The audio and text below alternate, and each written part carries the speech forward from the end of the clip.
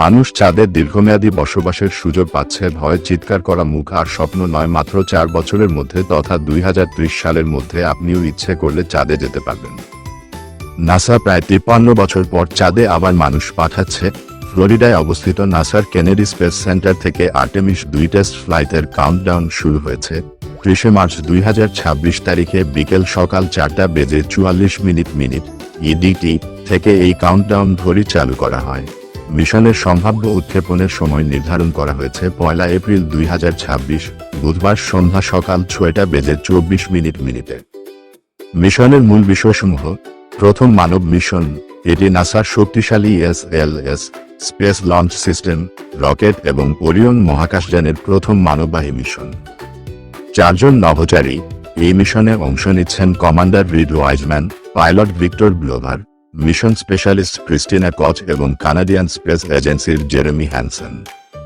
মিশনের লক্ষ্য: নভোচারীরা 10 দিনের একটি সফরে চাঁদের চারপাশ ঘুরে পৃথিবীতে ফিরে আসবেন। এটি ভবিষ্যতে মানুষকে চাঁদের দীর্ঘমেয়াদী বসবাসের উপযোগী করার একটি গুরুত্বপূর্ণ ধাপ। মানুষ চাঁদের দীর্ঘমেয়াদী বসবাসের জন্য জোরালো প্রস্তুতি নিচ্ছে এবং এটি কোনো বৈজ্ঞানিক কল্পকাহিনী নয়, বরং আগামী 1 দশকের মধ্যেই বাস্তবে রূপ নিতে যাচ্ছে। নাসার আর্টেমিস প্রোগ্রামের মূল লক্ষ্যই হল চাঁদে একটি স্থায়ী ভিত্তি বা বেস ক্যাম্প তৈরি করা। 1. কিভাবে বসবাস করবে? প্রযুক্তি ও পরিকল্পনা। চাঁদে দীর্ঘমেয়াদী বসবাসের জন্য নাসা এবং তাদের আন্তর্জাতিক সহযোগীরা 3টি প্রধান ধাপ অনুসরণ করছে।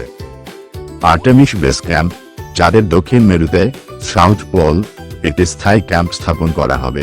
সেখানে নভোচারীদের থাকার জন্য আধুনিক বসতি, হাবিটেটস, চলাচলের জন্য রোভার এবং শক্তির উৎস হিসেবে পারমাণবিক বিদ্যুৎ ব্যবস্থা থাকবে। লুনার গেটওয়ে, এটি হবে চাঁদের চারপাশের কক্ষপথে থাকা একটি ছোট মহাকাশ স্টেশন। এটি অনেকটা আন্তর্জাতিক মহাকাশ স্টেশনের ISS মতো কাজ করবে, যেখানে মহাকাশযানগুলো ভিড়তে পারবে এবং নভোচারীরা চাঁদের পৃষ্ঠে নামার আগে সেখানে অবস্থান করতে পারবেন। স্থানীয় সম্পদের ব্যবহার।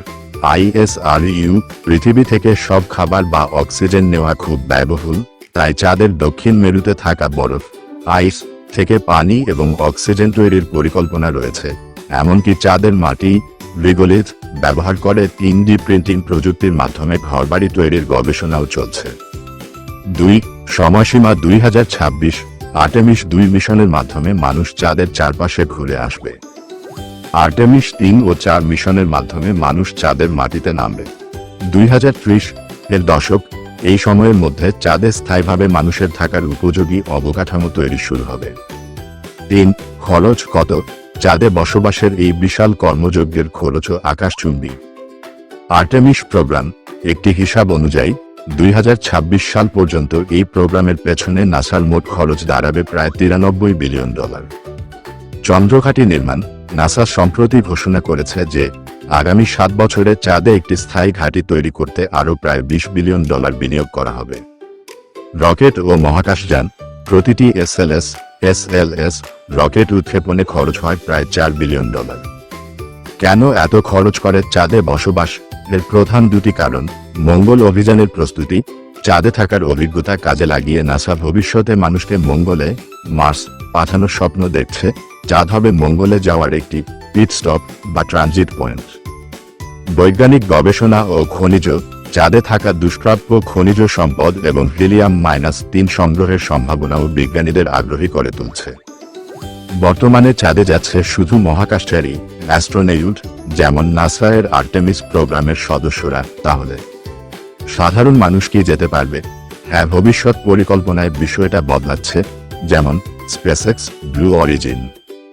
এই ধরনের প্রাইভেট কোম্পানিগুলো স্পেস ট্যুরিজম বা বাণিজ্যিক মহাকাশ ভ্রমণের দিকে কাজ করছে। এখন ইন্টারন্যাশনাল স্পেস স্টেশনে ধনী পর্যটক যাচ্ছে। চাঁদেও একদিন সেই সুযোগ আসবে। বাস্তবতা, 2030 সালের আগে সাধারণ মানুষের যাওয়ার সুযোগ খুব সীমিত। প্রথমে যাবে ধনী ব্যক্তি ও প্রশিক্ষণপ্রাপ্ত যাত্রীরা, পরে ধীরে ধীরে সাধারণ মানুষের জন্য খুলে যাবে। সাধারণ মানুষের খরচ কত হতে পারে? এটাই সবচেয়ে বড় প্রশ্ন। বর্তমান হিসাব অনুযায়ী চাঁদে যাওয়ার সম্ভাব্য খরচ প্রতি ব্যক্তি প্রায় $100 মিলিয়ন, বাংলাদেশি টাকায় প্রায় 1000 কোটি টাকারও বেশি। কারণ একটি স্পেস লঞ্চ সিস্টেম রকেট উৎক্ষেপণে নিরাপত্তা, প্রশিক্ষণ, লাইফ সাপোর্ট সব মিলিয়ে প্রায় $4 বিলিয়ন খরচ হয়। ভবিষ্যতে কি সস্তা হবে? হ্যাঁ, সময়ের সাথে কমবে। যেমন বিমান ভ্রমণ একসময় শুধু ধনীদের জন্য ছিল, এখন সকল মানুষ অনায়াসে ভ্রমণ করতে পারে। যদি স্টারশিপ সফল হয় তাহলে খরচ অনেক কমে যেতে পারে।